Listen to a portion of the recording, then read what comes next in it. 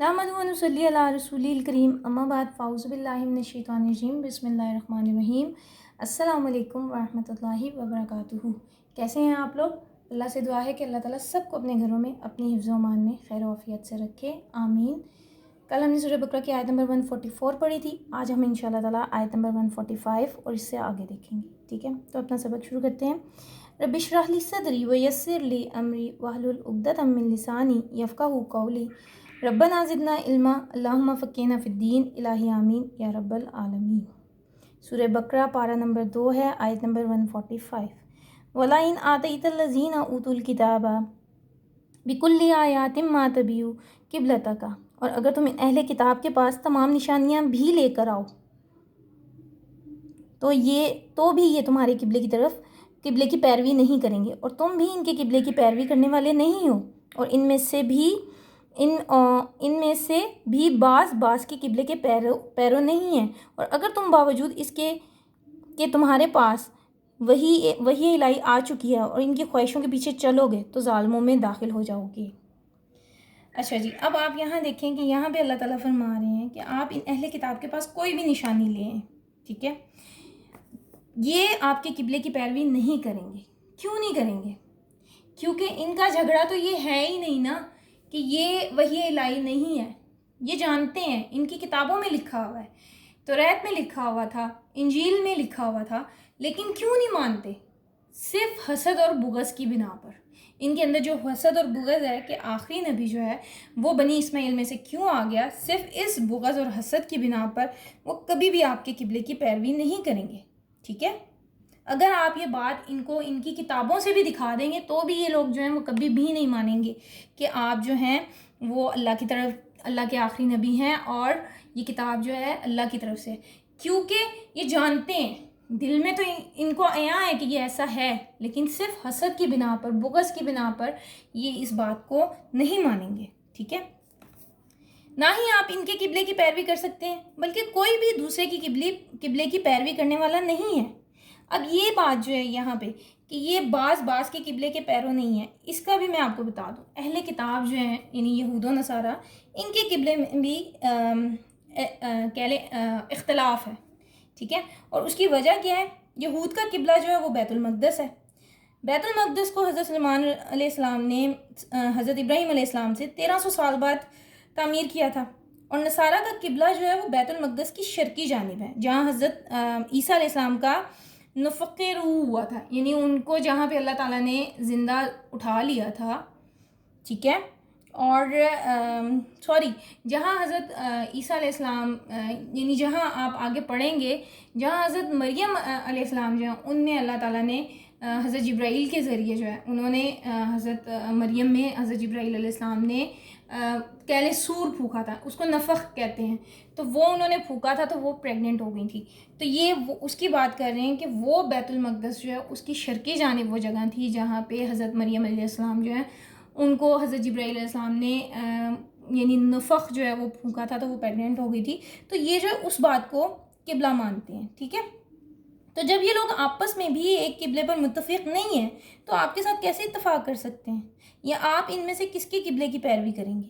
ठीक है, और अगर आपने इस इल्म के बावजूद जो आपके पास आ चुका है, यानी कि कुरान का इल्म, वही इलाही का इल्म, आप इनके ख्वाहिशात की पैरवी करेंगे तो यकीनन आपका शुमार ज़ालिमों में होगा।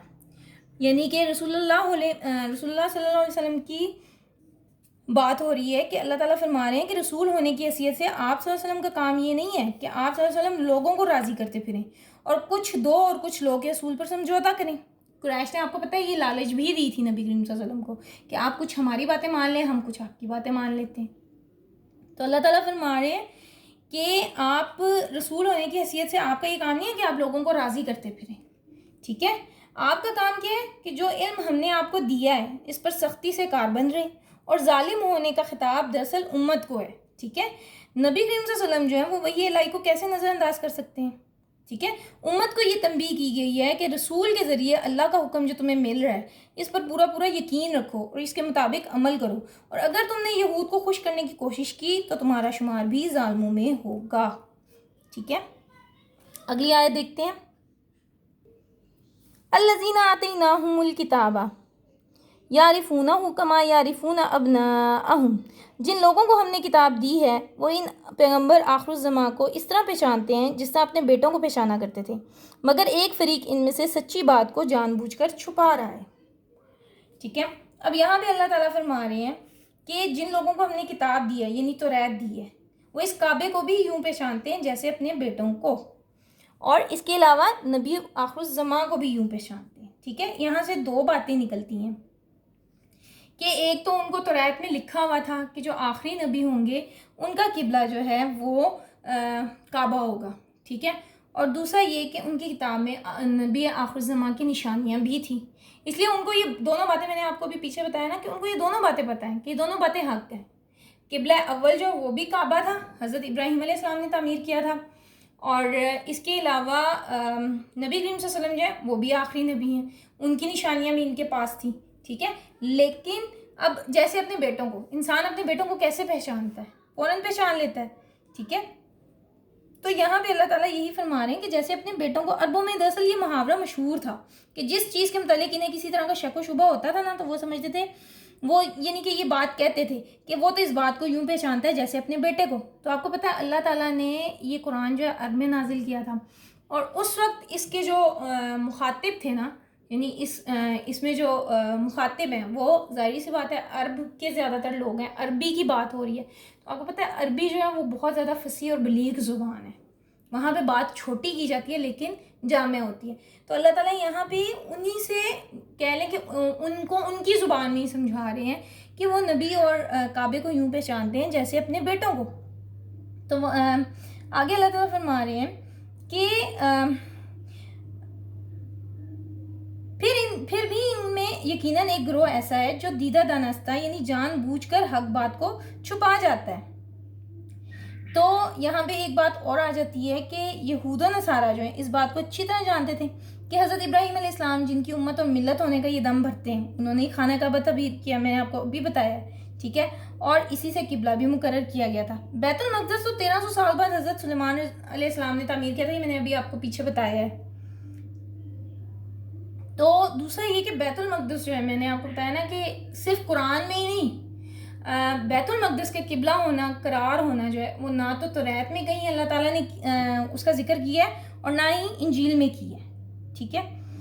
اور اس کے علاوہ آگے اللہ تعالیٰ فرما رہے ہیں کہ پھر بھی ان میں یقیناً ایک گروہ ہے جو جان بوجھ کر حق بات کو چھپا رہا ہے۔